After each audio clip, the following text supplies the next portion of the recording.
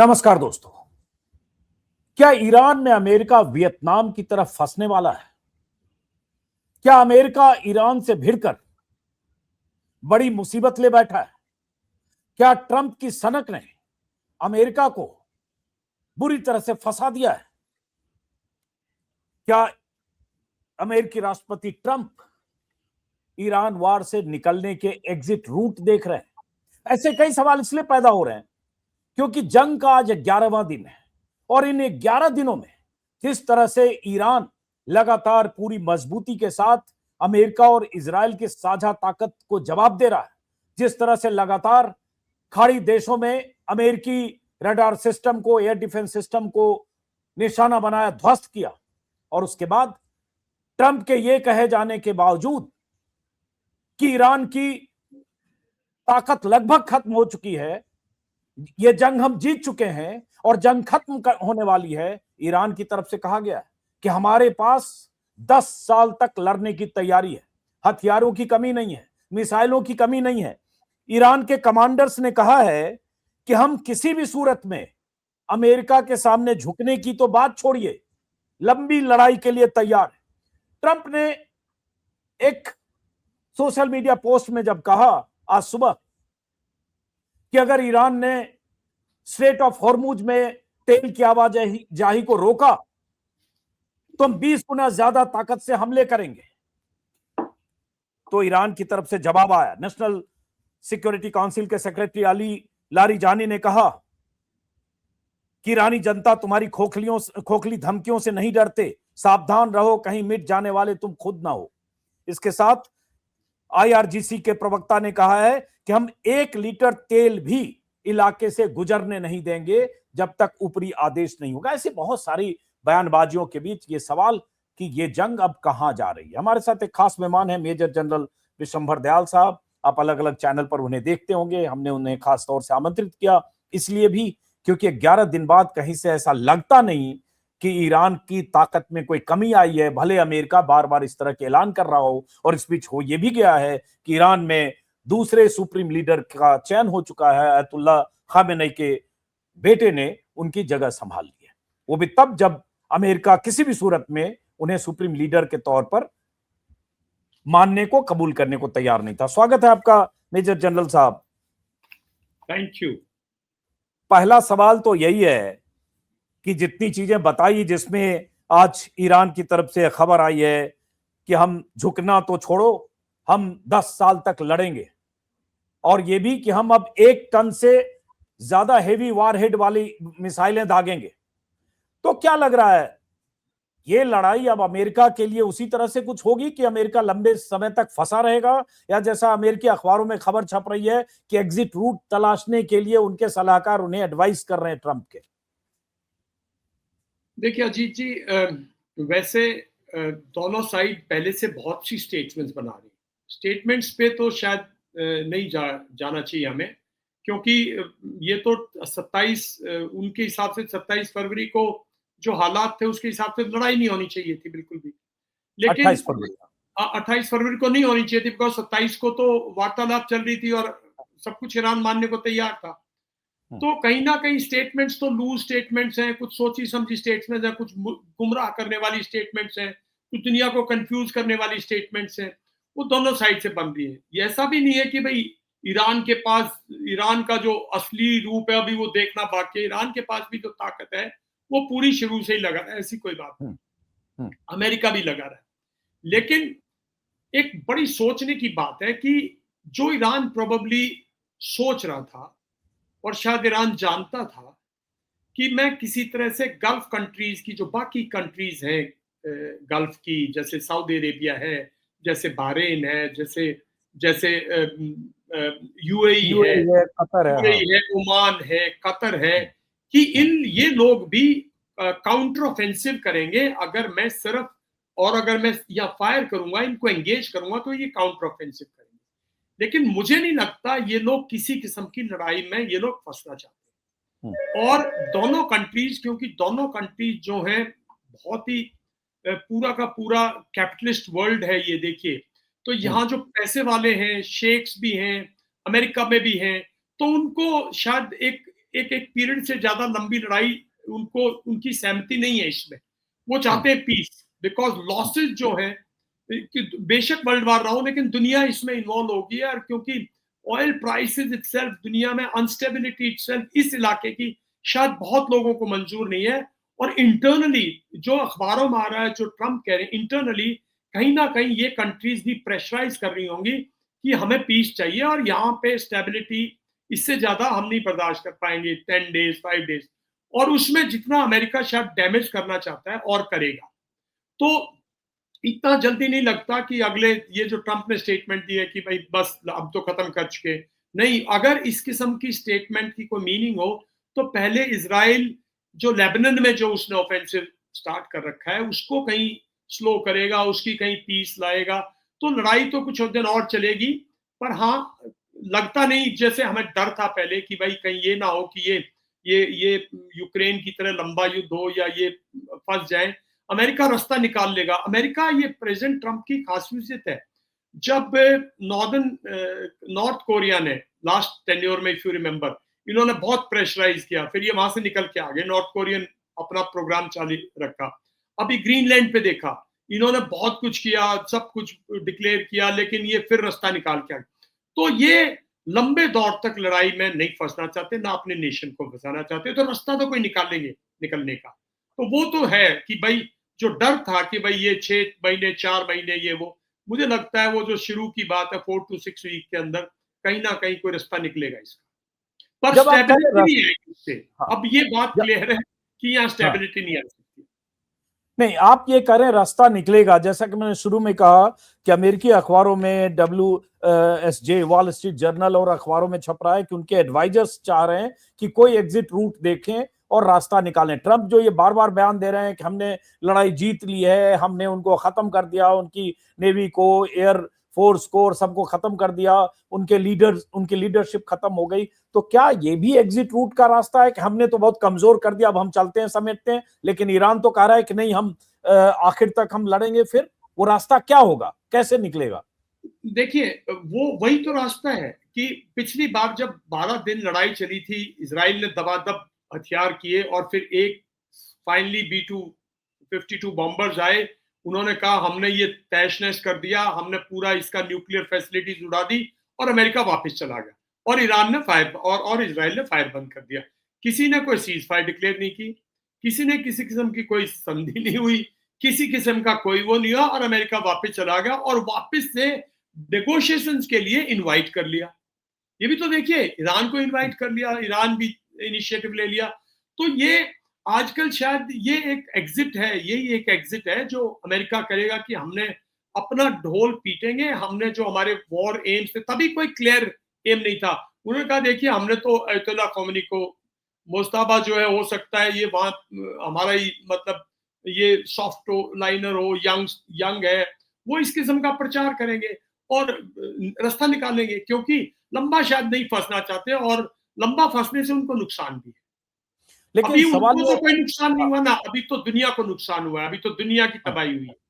हाँ, लेकिन लेकिन जो तनातनी जिस तरह की है, मैं इसलिए कह रहा हूं कि ईरान का भी जो इतिहास है जनरल साहब, वो इतिहास लड़ने का है। चाहे ईरान इराक वार 8 साल, उस दौर में जब ईरान बहुत कमजोर था, तुरंत ईरानी क्रांति हुई थी 79 में, 80 में वार शुरू हो गई। सद्दाम हुसैन को लगा कि ईरान की सेना इतनी कमजोर है, चढ़ाई कर दो, और उसके बाद 8 साल तक लड़के, और उसके बाद उस सद्दाम हुसैन के साथ तब उस वक्त अमेरिका और ब्रिटेन दोनों थे। तो ईरान के लोगों का कहना है, मिलिट्री कमांडर्स का कहना है कि हम लड़ने वाली कौम है, हम झुकने वाले नहीं है। तो अमेरिका अगर ये समेटना भी चाहेगा तो फेस सेविंग क्या होगा फिर अमेरिका के पास, अगर समेटना चाहे तो? फेस सेविंग मेरे ख्याल में ये कतार, ओमान, ये कंट्रीज जो है ना काफी पीस नेगोशिएशंस के इनिशिएटिव लेते रहे। इन्होंने ही तो इजराइल के और गाजा के लिए पीस इनिशिएटिव, इन्होंने ही तालिबान के अफगानिस्तान में पीस इनिशिएटिव, ये पीस, ये चाहते स्टेबिलिटी है।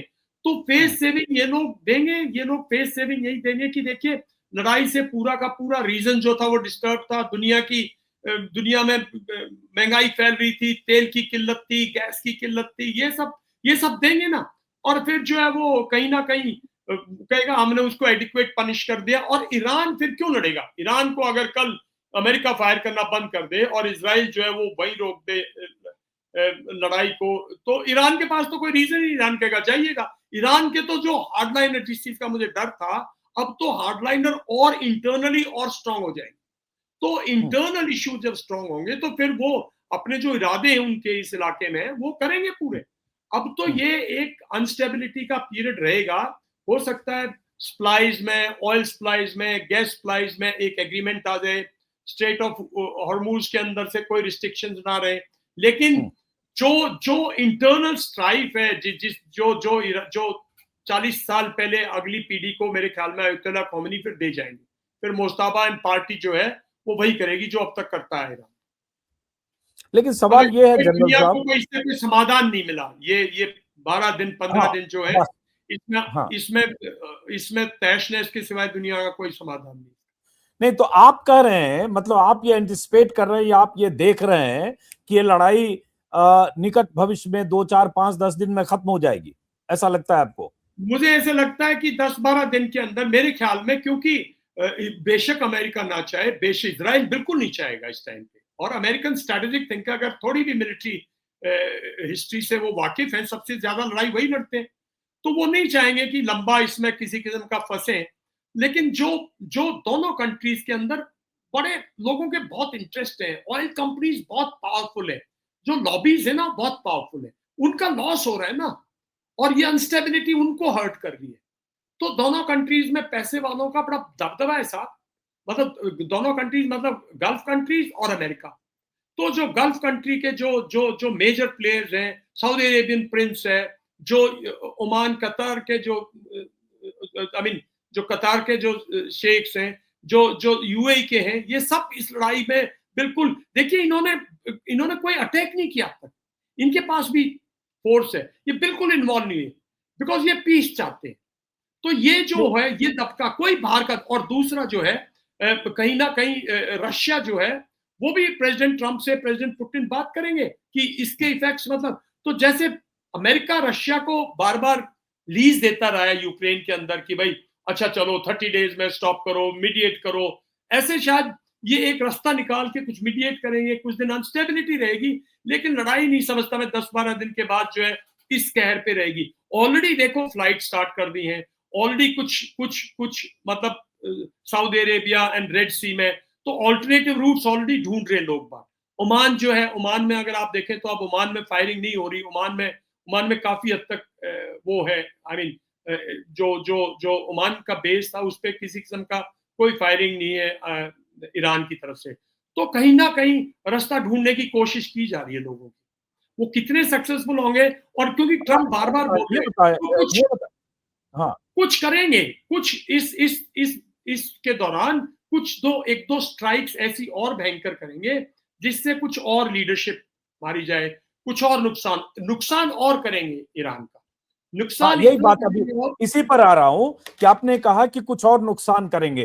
ट्रंप के हवाले से रात में WSJ पर एक खबर आई कि अगर न्यूक प्रोग्राम को ईरान नहीं छोड़ता है तो हमें मुस्तफा खामेनी को भी एलिमिनेट करने से गुरेज नहीं है, हमें कोई दिक्कत नहीं है।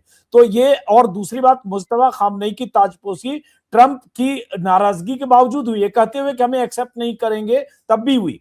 तो सवाल ये उठता है कि अभी अगर ईरान से वापस लौटने, ईरान से मतलब इस हमले से बाहर निकलने का एग्जिट देखता अमेरिका, तो अमेरिका का टेक अवे क्या है? वह दुनिया के सामने तो ये हुआ कि 11 दिन आप जंग में रहे, और जिस दिन भी आप करते हो आपने मार खाई, आपने मिडिल ईस्ट में या खाड़ी देशों में आपके एयर डिफेंस सिस्टम को फोड़ा, वहां थार्ड से लेकर और तमाम एयर डिफेंस सिस्टम को फोड़ा। आज खबर आई है सर, आज और कल लगातार अमेरिकी अखबारों में कि 36,000 अमेरिकी वेस्ट एशिया से वापस लौटे। रियाद में दूतावास के अमेरिकियों को कहा गया वापस लौटो। मिडिल ईस्ट में कहीं से कोई उस तरह से अमेरिकी जो दूतावास है उनको सुरक्षा की चिंता है। तो अमेरिका को हासिल क्या होगा अगर इस स्थिति में अमेरिका वापस लौटता है?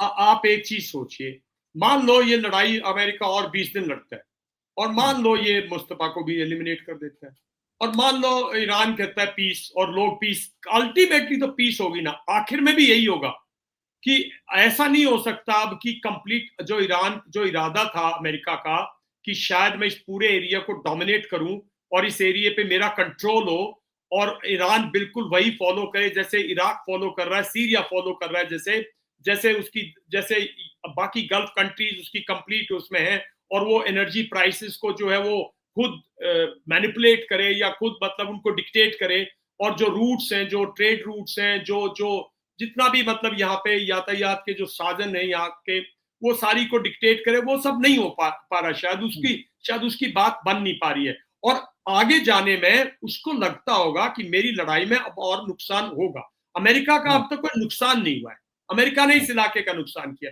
अगर मान लो अगले कुछ दिन में कुछ और जो रिफाइनरीज हैं, अगर वो रिफाइनरीज बर्न्ट हो जाती हैं, तो जो यहाँ के जो लोग जो इन 5-6 कंट्रीज में जो आज तक अमेरिका के साथ जिनकी तरह तरह की संधियां हैं, अमेरिकन यहाँ से दुनिया भर का ऑयल और गैस लेके जा रहे हैं। अमेरिका 35-36 बिलियन डॉलर का प्रॉफिट है यहाँ से ना, गैस और ऑयल का, और बाकी भी 100+ बिलियन डॉलर का ट्रेड है, और सारा सरप्लस है।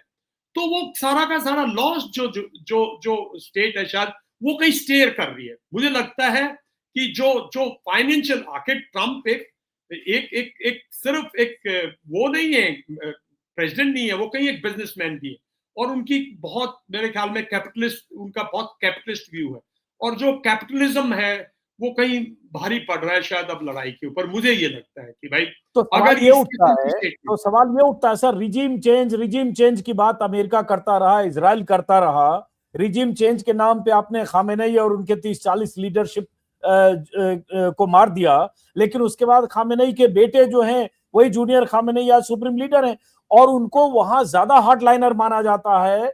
जो वहां की रेवोल्यूशनरी गार्ड कोर की पूरी टीम है मिलिट्री फोर्स की, उससे उनका बेटर कोऑर्डिनेशन है, बहुत करीब माने जाते हैं। तो फिर कुछ हुआ नहीं ना, रिजीम वही रहा, फिर वो अमेरिका की शिकस्त होगी। अगर आप मान लो इनको मार भी दोगे, तो जो सिस्टम है भाई, ईरान ने 45 ईयर्स में एक सिस्टम सेटअप किया, वो सिस्टम तो अगले कम से कम 45 मंथ्स तो लड़ेगा ना, बिल्कुल एलिमिनेट होने के लिए।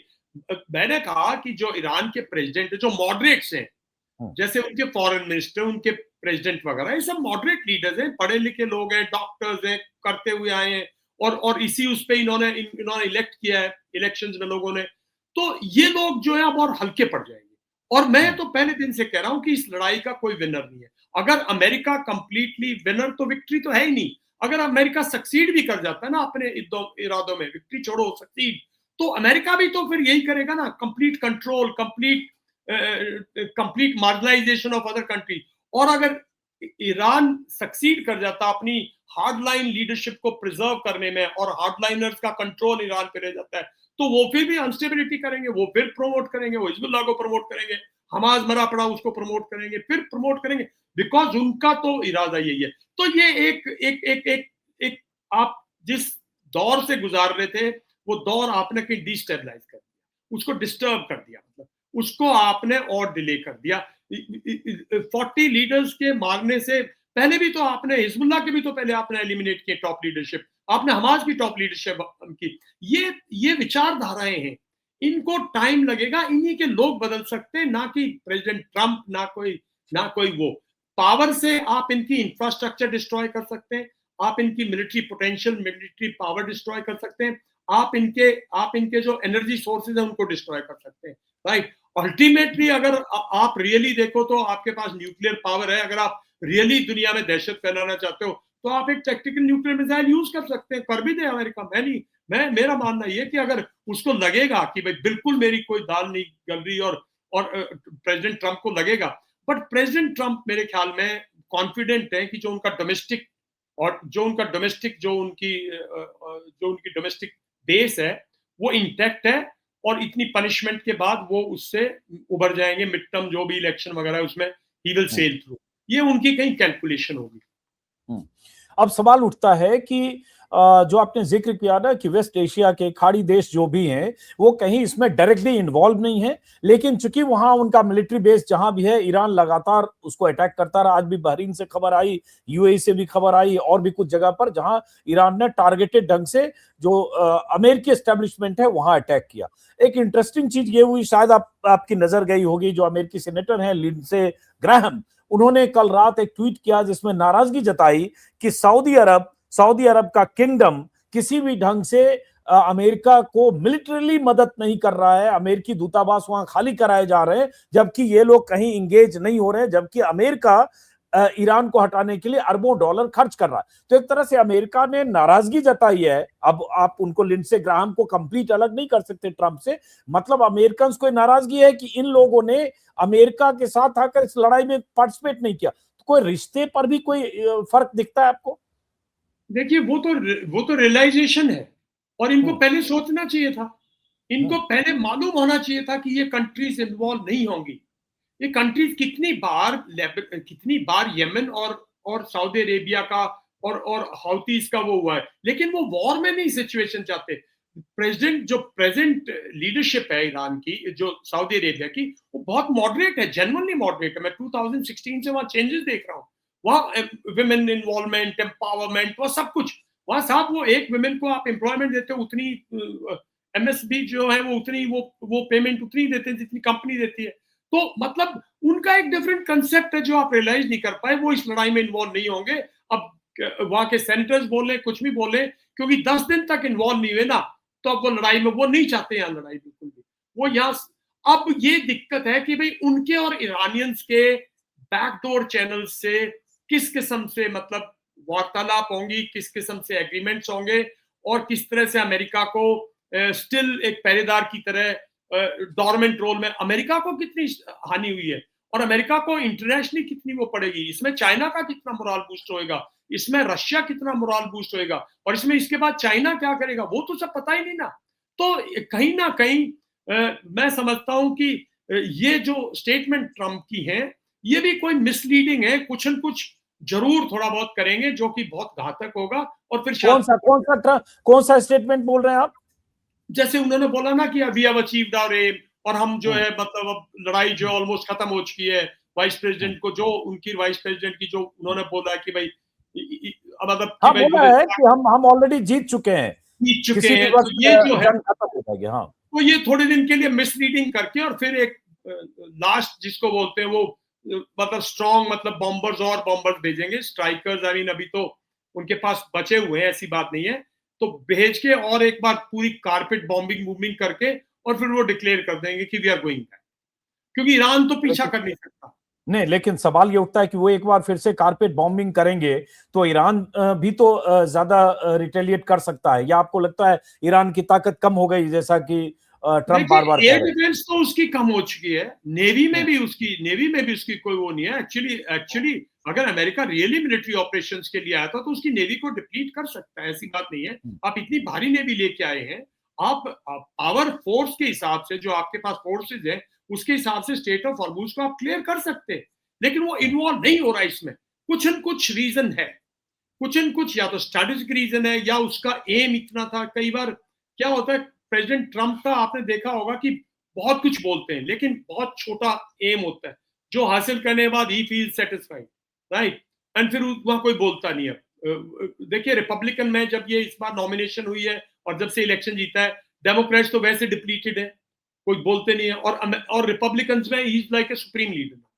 तो बड़ी दुविधा है अमेरिका की भी, अगर आप रियली देखें तो। पर ये जो है इंटरनेशनली, शायद इसके बाद अमेरिका की छवि पे एक बहुत गहरा असर पड़ेगा। इसकी जो इंटरनेशनल डिप्लोमेसी है, जो इंटरनेशनल आर्म ट्विस्टिंग है, वो वीक हो जाएगी। अच्छा, आखिरी सवाल, ये सब में इजराइल कहां है? क्योंकि असली लड़ाई तो इजराइल की है अमेरिका से, ट्रंप की तरफ से और अमेरिकी एजेंसी की तरफ से यही खबर आई कि नेतन्याहू ने प्रवोक किया, या नेतन्याहू ने कन्विंस किया ट्रंप को ईरान पर हमले के लिए। तो इजराइल को इससे क्या हासिल हुआ, अगर ये आने वाले समय में, हफ्तों में खत्म हुआ तो? सब 30 साल हो गए नेतन्याहू को प्राइम मिनिस्टर बने पहली बार। कम से कम 5-4 लड़ाई लड़ चुके हैं। वो खुद भी यही करते हैं। वो मूविंग ग्रास की उनकी जो पहले वो थी, जो फिलॉसफी है कि अटैक करो 4-5 बार, हमास को वो अटैक करके वापस जांच के सफाया कर दो, जो उसकी कैपेबिलिटी है। तो आज तो इजराइल तो जो है हिजबुल्ला को, अरे हिजबुल्ला के साथ, लेबनन के साथ सितंबर 2024 या नवंबर 2024 में एक सीज फायर एग्रीमेंट हुई है, जो अमेरिका वो है। अमेरिका ने कहा कि भाई आप जो है 30 किलोमीटर डीप हिजबुल्ला जो है वो लेबनान रिवर के नॉर्थ में चली जाएगी, और अमेरिका मॉनिटर करेगा और यूएन मॉनिटर करेगी, तो और उसके बावजूद आप अगर डिस्ट्रक्शन करके और कुछ एक बफर जोन बना देते हो, तो इजराइल को कोई फर्क नहीं पड़ता। इजराइल तो पिछली बार तो 10 दिन में 12 दिन में ईरान को फायर करके इजराइल वापस चला गया था। ईरान ने बेशुमार फायर किया, तो ख्योमेनी भी थे। तो इजराइल का इस चीज में बिल्कुल मत जाओ कि कोई फिक्स्ड गोल है। ये शिफ्टिंग एम्स है, शिफ्टिंग ऑब्जेक्टिव्स है, और एनवायरनमेंट और कितना प्रेशर वर्ल्ड पे, कहीं ना कहीं मेरे ख्याल में रशिया या चाइना इंटरनली ईरान को जो सपोर्ट करता रहा है, जिससे ईरान जो है उसको इंटेलिजेंस, उसको प्रिसाइज इंफॉर्मेशन, सैटेलाइट इमेजरीज वगैरह मिलती रही हैं, और उसका कम्युनिकेशन जो है पहले 3-4 दिन के बाद री कर पाया, या उसने इस तरह की लड़ाई लड़ी है जो सोच समझ के, और उसने कहा है कैपेबिलिटी है। हम तो कह रहे हैं भाई क्यों नहीं प्रोड्यूस करेगा, वो अपनी मिसाइल प्रोड्यूस करता रहेगा, अपने ड्रोन प्रोड्यूस करता रहेगा, ये तो उसकी कैपेबिलिटी है, तो लड़ता रह सकता है। वो कमजोर पड़ जाएगा, वीक पड़ जाएगा। Only solution is 2-3 tactical nuclear strikes on Iran, और उसका और कोई ईरान को बिल्कुल घुटने टिकाने का और कोई रास्ता बचा नहीं है, बिकॉज आप प्रिपेयर ही करके नहीं आए थे। अजीत जी देखिए, अगर आपको ग्राउंड फोर्सेस का कोई एक्शन लेना होता तो आप मोबिलाइज करते ना अपने ग्राउंड ट्रूप्स को, एयरबॉर्न डिविजन्स को मोबिलाइज करते, जो आपकी स्पेशलाइज्ड फोर्सेस है उनको मोबिलाइज करते। आपने सिर्फ नेवल मोबिलाइज की है, और जो यहाँ पे बेसिस थे उनकी कैपेबिलिटी पे आपने एयर पावर को यूज किया है।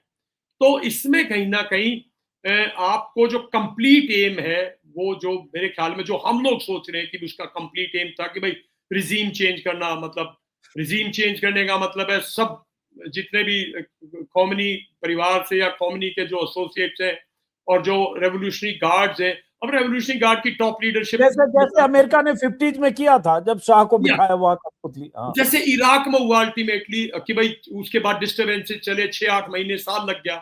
आज भी इराक तो स्टेबल नहीं है, आज भी स्टेबल नहीं है। और कहीं ना कहीं जो आपने इंटरनली जिन लोगों ने कहा था कि जी आप ये एलिमिनेट कर दीजिए, फिर हम मॉडरेट्स जो है अमेरिका वी विल, वो भी फेल होगी लगती है कई बार। जो जो जो जो अब ये चीजें तो बाद में आएंगी। हो सकता है ईरान के अंदर कुछ कंप्रोमाइज लीडरशिप हो, जिन्होंने आश्वासन दिया हो कि हम ये करेंगे। सब आपने प्रिपेयर किया, आपने सब दुनिया भर की वहां पे मोसाद, दुनिया भर की CIA, सब कुछ होने के बाद, सारी फीडबैक मिलने के बाद, अगर अब आप 10 दिन में लड़ाई बंद करते हैं और मुश्ताबा एंड पार्टी जो है वो फिर अपना फ्लैग हाई रखेगी, तो आपने मतलब कुछ हासिल नहीं किया, मेरा मानना है।